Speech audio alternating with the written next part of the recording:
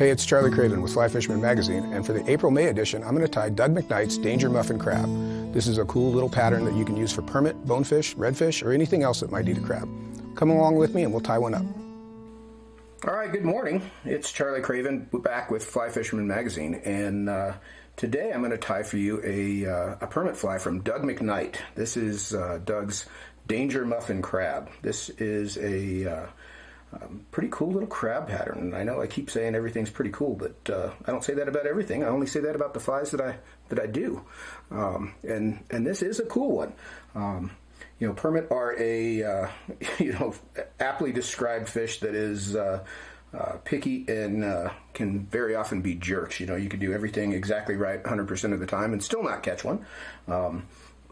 And one of the things in talking to Doug about this fly is there's so little that you can control in permit fishing. His idea of coming up with this fly was that the fly was something that you could control, and to make something that was a little bit more accurate. And he's gone about it in a pretty unique way. This fly, the shell back here, is made out of deer hair and rabbit fur mixed together, which is a pretty unique way to go about it. So it sort of counteracts the natural buoyancy of the deer hair, but still gives us the shape of the shell. And that rabbit fur in there makes the shell and carapace, a little softer landing as well. So pretty cool fly, and it's really not that hard to tie. It's a little bit time consuming, but it's really not that hard to tie because there's not a lot of tying involved. We're gonna tie the eyes and the shell back on here and trim that to shape, and then from there it's sort of model building and arts and crafts, which can kind of be fun. So with that, I'm gonna get started here.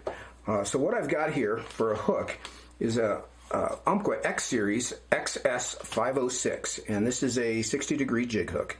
And I'm gonna put this in my vise with let's lower that down just a bit, with the hook point down. Get you re-zeroed here. There we go. And what I'll do is I'm going to start with some 140 denier light olive thread. And I'm going to start this thread just up here off the upright. And I'm going to make a thread base all the way down to the hook eye. And then back up again. And then I'll run a base all the way back to the bend of the hook. This is just good practice on any fly. Get a good solid thread base down there first. And I'll run right back up to the upright. And when I get there, what I'm going to tie in is a pair of small lead eyes. Small or extra small, depending on the size. We're doing a size 2 here. So these are small. You could even go to mediums here. Just really depends on the depth of the flat that you're fishing and how fast you want the fly to sink. Generally speaking, with permit flies, you want this fly to sink pretty quickly. So I'm going to take this eye and I'm going to put it right on the corner and start to tie it in with some X-wrap. So I've just started going one direction there, and then I'll cant those back and go the other direction. And I want to anchor those down good and tight there. And I'll go back and forth several times. I actually try to build up a bit of a swell of thread around the eyes. And then I'll come around the base of the eyes, between the eyes and the hook.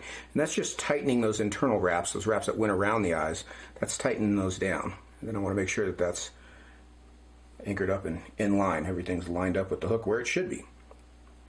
All right, now to add a little bit of additional weight to the fly, Doug likes to add a little bit of lead wire to the shank. And this makes for a fly that's pretty stout, sinks pretty quickly. So I'm going to take, in this case, I've got 020 lead. And again, whatever size you might need to get this job done, if you want to use 025 or 030 or even 035, you can certainly go much bigger.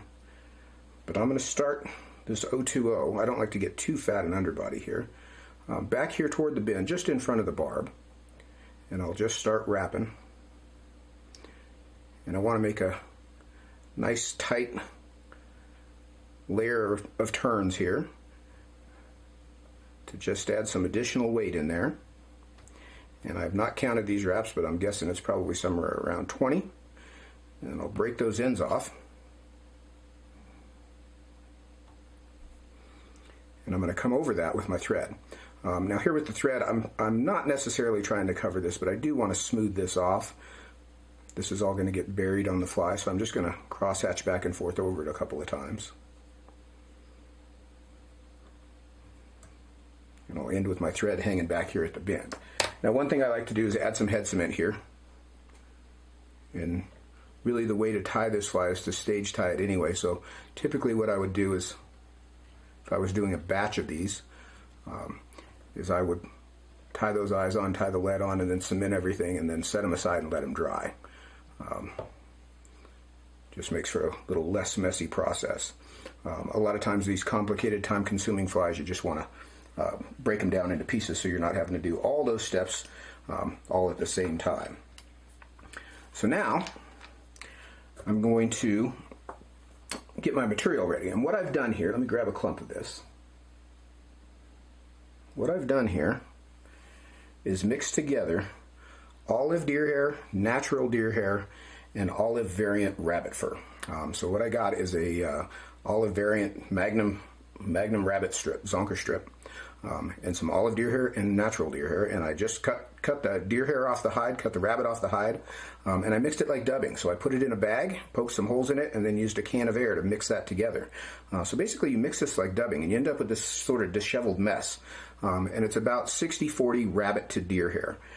So you end up with this sort of dubbing looking ball of material. And what you want to do is maybe not hold that right next to the wet cement that you just put on the hook. But at any rate, what you want to do is take and sort of align a clump. And you can see I'm just hand stacking this to get it lined up together. And it is messy. It does make a mess for sure. So you've got a nice little tuft like so. And I'm going to take that first clump. Actually, before I get too far along, I should turn this hook upside down. We want this hook to ride hook point up. So I'm going to turn this hook upside down now in my vise. Bring it back up here. And now we'll go on. I've got my clump of material here, and I'm going to lay it in with the center right there at the bend of the hook.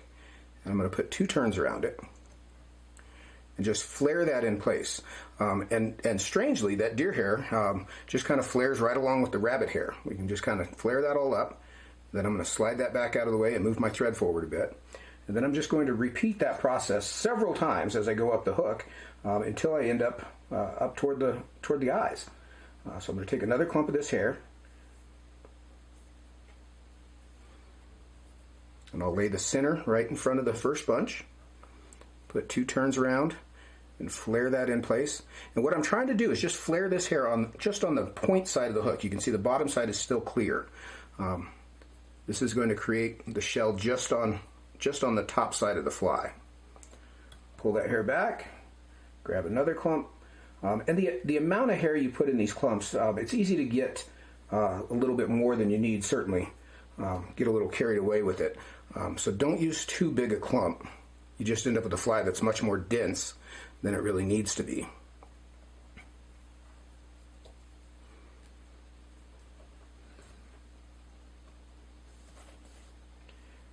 And I mixed up really what seemed like not very much material, like, a couple passes across of each piece of deer hair and 1 rabbit strip, and I've got enough to tie several dozen of these crabs with that much material. You could do much smaller quantities. You could even hand mix this, honestly. You can see that fur is just sort of intermixed in there. We've got a nice mottled effect from the blend that we've created.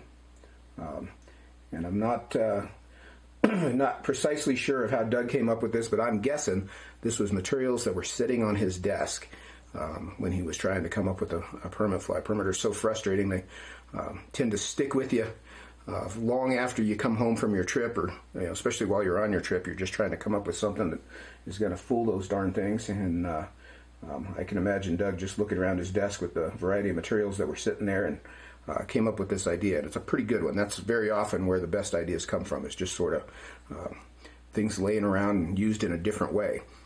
So this is certainly one of those cases. So you can see I'm just working my way up the hook here. Get my last little clump here, maybe last, we'll see.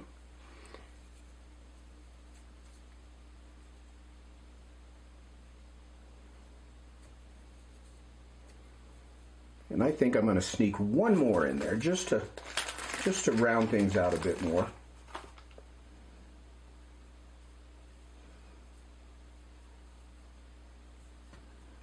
So take one last clump here right up against the base of the eyes.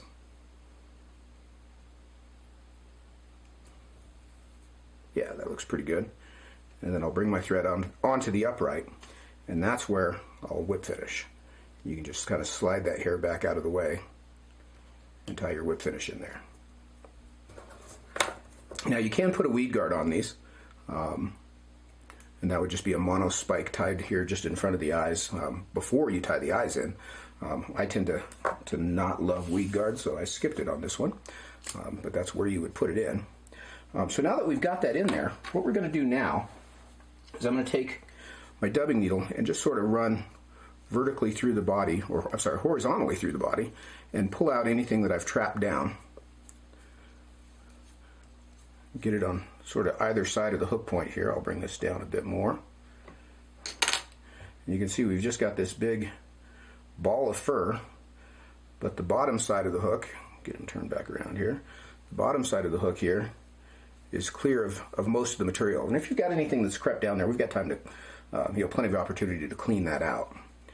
So now what we're going to do is we're going to start to trim this fly. And you can see the length of the fur determines how big a crab you can cut out of this. Now, I like to take the fly out of the vise to do this step, and I want to clear everything around the hook bend so that the hair that's supposed to be on the right side is on the right side, and the hair that's supposed to be on the left side is on the left side, just so I'm not getting weird cuts there.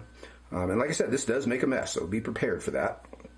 And what I'll do is I'm going to come in with my scissors and just come straight across the top of the fly and just kind of start with general cuts, just to kind of get the general shape.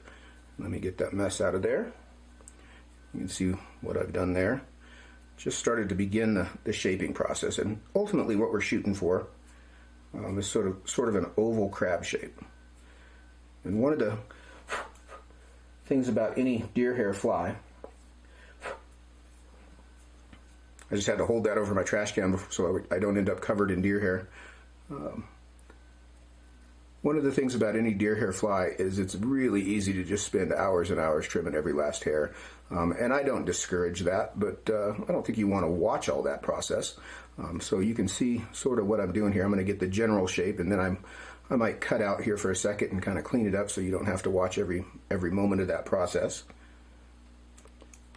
But I want to trim fairly flat across the top of the fly, like so. And then I'll come in, and I use my thumb as sort of a gauge. So I'll line my thumb up on one side, pinching the fly, and then I can sort of cut around the edge of that and use that as a template to start my crab shape. I'll do that on both sides. If you've got a good imagination, you can eyeball that crab shape probably pretty well. And there's our rough shape. Let me put him back in the vise. There's our rough shape. And you can see pretty rough. You know, I do want to keep them symmetrical. This is hard to do where I'm holding it up where you can see it. But that's our rough shape, and you can see it's pretty messy. So I'm going to take a minute and clean that up, and I'll come back here in just a second so you don't have to be quite so patient while I clean this up. But it will get cleaned up dramatically. So bear with me. We'll be right back. Okay, it's now Thursday, and I finished trimming the body of this fly. Like I said, this is a fly, a deer hair fly, and my I don't know, toxic trait is taking forever to trim them to just exactly the right shape. And I don't know if this is exactly the right shape, but this is pretty darn good. You can see the general overall shape, overall oval shape, I should say. And we've got a pretty flat bottom on this fly, which is what we're shooting for. If you've got any hairs or fur sticking out down here, you can certainly trim that out. But we're going to go about adding the pieces and parts now, and I'm going to show you how to do that. So I'm going to rechuck this in the vise, let you get a full view of that.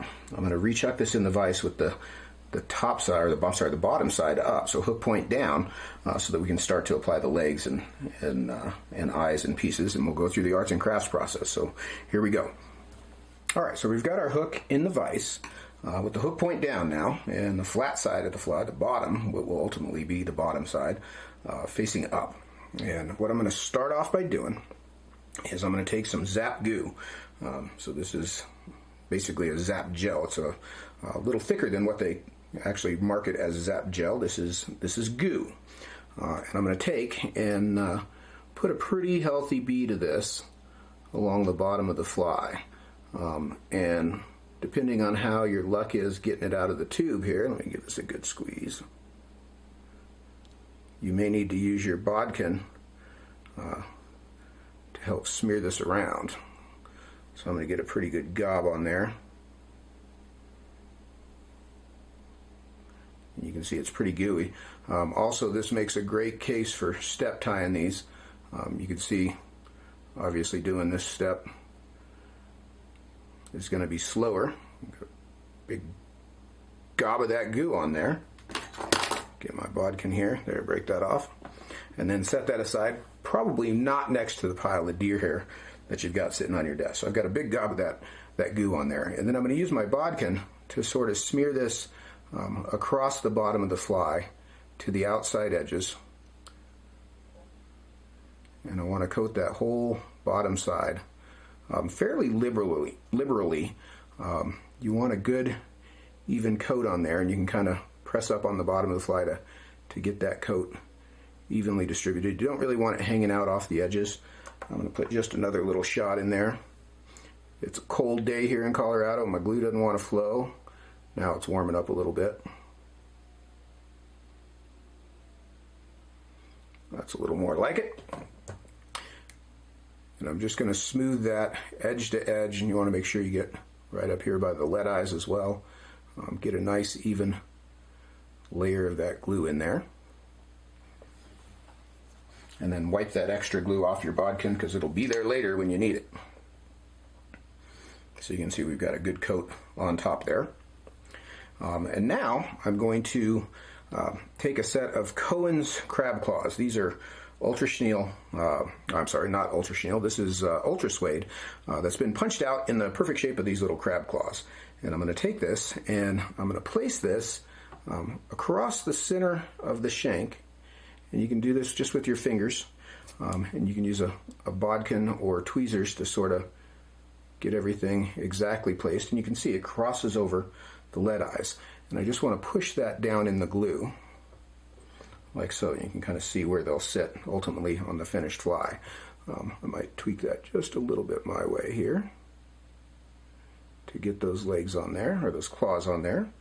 So that's just the arts and crafts part. We're going to glue those in. And then I've got 3 pieces of olive ultra chenille. And of course you can tie this fly in whatever color you like, but we're going to do like a green reef crab. So I'm going to take one piece and lay it in right up against the back edge of those claws.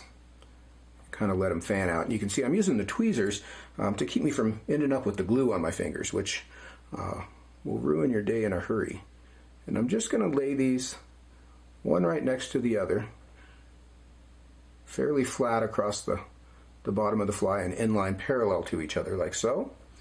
And then the last leg I'll take and fold that one in half so he's got a little pinch in his center.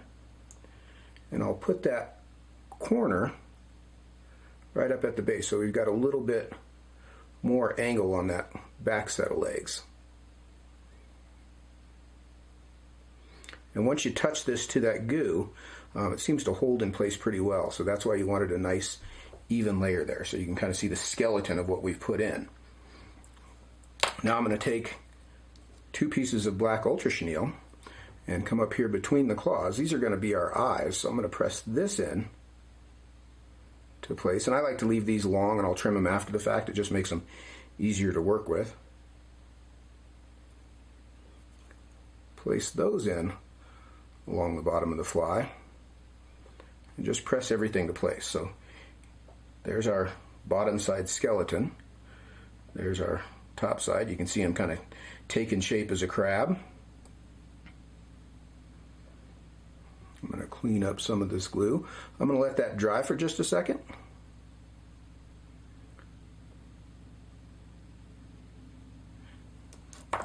And just kind of get those legs positioned exactly where I want them. Like so. And you've got, that glue will take a few minutes to dry. It does dry relatively quickly, but it'll take a few minutes to dry. So you've got some time to sort of mess with that and get things in position. So now I'm going to show you how to cut a piece of furry foam for the underbody of this fly. So I'm going to take this out of the vise and just show you sort of off screen here how to go about cutting a piece of furry foam and applying it to the bottom for the belly of this fly. So let me reset for that as well. Okay, to make the belly of this fly, what we're going to do is we're going to cut a little oval out of a piece of light olive furry foam. And as furry foam comes, it comes in a sheet. This is a piece of Velux blanket, like those cheap hotel blankets. That's basically what furry foam is. If you needed 100 acres of it, that'd be a good way to go about it. Probably find it at the dollar store. But what we're going to do here is, you can see this is furry on both sides. And it's just too thick for what we want to do. So what we're going to do, and incidentally, I've cut this strip, sort of pre-cut it. Let me grab my fly here. Just about as wide as the bottom of the fly. We've got some final shaping still to do. But what I'm going to do is I'm going to start to peel these two halves apart. And once you sort of get it started, you can see there's some mesh on one side, and it'll stick to one side and it won't stick to the other. So what I'm going to do is just start to peel this apart. And you don't want to pull too far because you can actually tear this. But I'm going to separate those two pieces. So this piece is now ready to go. It's got no backing on it. This piece with the backing on it, turn that around so you can see it. If you get a hold of the edge of that backing, once you get it started, it comes off pretty easy as well.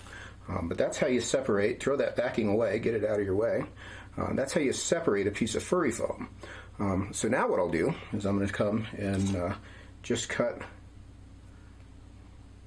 a little rectangle shape. And generally what I've been doing is I'll fold this in half long ways. And again, just using my thumb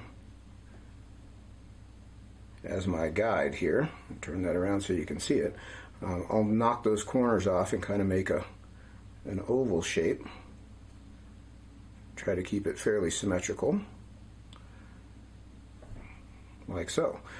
I can see my top side there is a little more square than I like it, so I can round that off. And this is, the more of these you do, the better you get at it, and probably a good thing to do all in a row, separately. But we're going to take that piece and set him aside here. As I set him down, I see he's not quite as symmetrical as I was hoping for. But really, we're just going to kind of get a dry shape there, and then we'll pick up our fly again, put him back in the vise, and we're going to add another little coat of glue here to the surface over the top of the legs and claws. So I'm going to pick up my Zap Goo, and I'm going to put a coat down on top. I've got to squeeze this good and hard. I should have warmed this up ahead of time.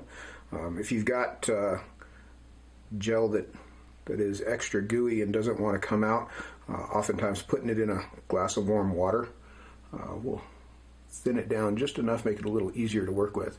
But I want a pretty good layer on there. And again, I'll use the bodkin to sort of smear that out to the edges. You've got to kind of keep in mind what you're about to glue down, which is that piece of furry foam. So it's going to be just ever so slightly smaller than the outside diameter of the fly itself. All right, so now I'm going to pick up my piece of furry foam, and I again typically do this with the tweezers, and I can sort of eyeball the shape, and I actually feel pretty good there. I'm going to lay that in, and then press him right down on top of that glue. And I've been using the backside of my tweezers here to sort of press that down flat. If you press from the bottom of the fly, you can press that up flat against there and create the bottom that covers all those guts, all that skeleton, and the glue down spots, like so. And you can see that doesn't show from the top side of the fly, it just shows on the bottom. And I like to kind of pinch those edges down good and tight. You can even kind of work that glue in there a bit. You can see it's starting to string out a little bit. Just flattens those edges down and makes a nice flat profile on the bottom of that fly.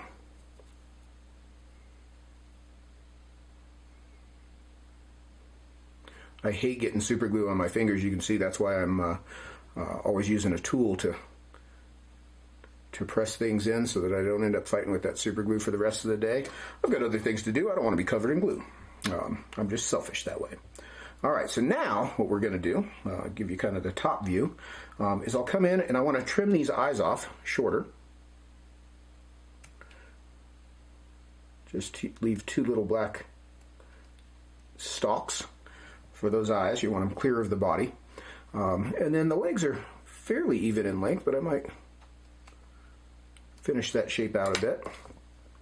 And I'm going to take a cigarette lighter, just like you would for a salmon worm, and just singe the ends of those legs to give them a little bit of a taper, like so.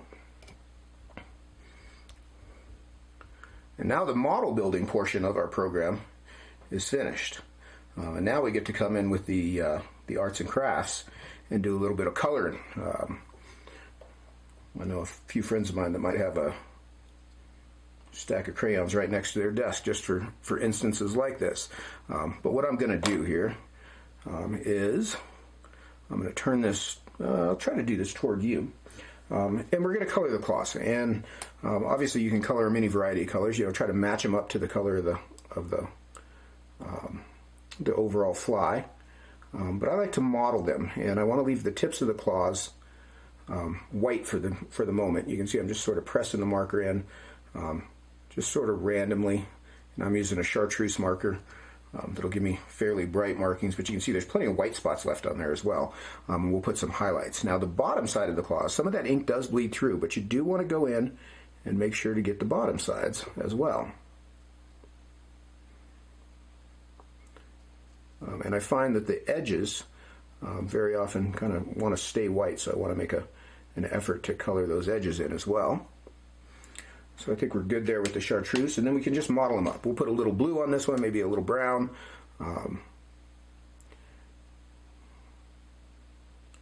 And I usually try to come in with the highlight color in those white spots.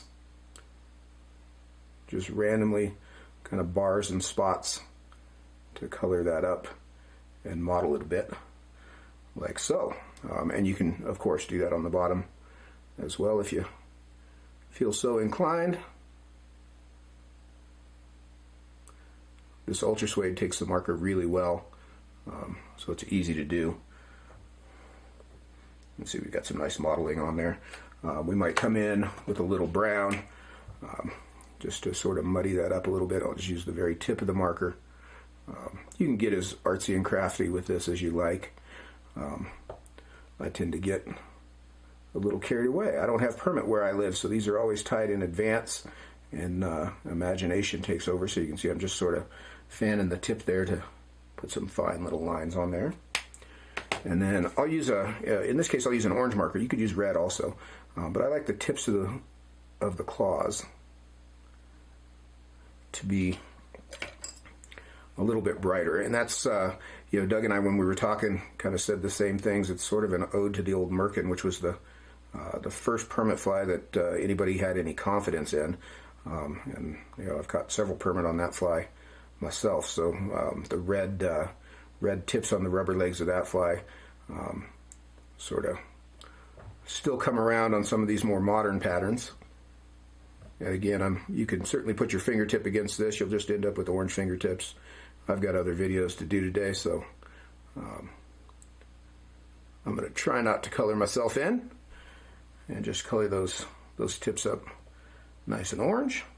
Like I say, red would work good there too, and you know, any variety of brighter colors. I think a little hot spot doesn't hurt there. And that is our finished McKnight. Oh, no, it's not. No, it's not. It's not finished. We're going to come in and model these back legs, these swimmer legs as well. And I usually just kind of hold those and run the marker across them. See, I got it on my finger. Now you're going to know. But I was messing with markers. I should have used my buddy's crayons. They'll come off easier. We'll pick up that brown marker. We'll do a little modeling with that. And again, you know, the modeling, I don't know that it makes a huge difference, but I tend to do it on a lot of stuff. I think it just sort of portrays movement. It's sort of like grizzly hackle. That barring kind of breaks up the monotony of a single color. It can make things look like they're moving even when they're not. So just like to speckle those up a bit. You can see I just went in with some blue and brown there. Kind of get those legs positioned. I like these back legs to almost face back. They'll all sort of swing toward one side. And this ultra chenille, if you've ever fished a sandalwood worm, you know when you put it in the water, it gets pretty wet and gooey, and actually is a pretty lively material, as stiff as it seems on the fly in the vise when it's dry. It's actually pretty lively once it's been wetted. And that, my friends, let me give that a little turn, give you a little better view. There you go. Give us a little more light. There we go. There's Doug McKnight's Danger Muffin Crab. Pretty cool. Pretty cool. I keep saying pretty cool. That's pretty cool. Really crabby. Makes you want to book a flight. Maybe Belize or Mexico or someplace like that. Go throw this at those fish and you know, brush up on your swearing. Like we need any help with that. At any rate. Thanks, Doug, for the pattern. Thank you guys for watching. I'm Charlie Craven with Fly Fisherman Magazine.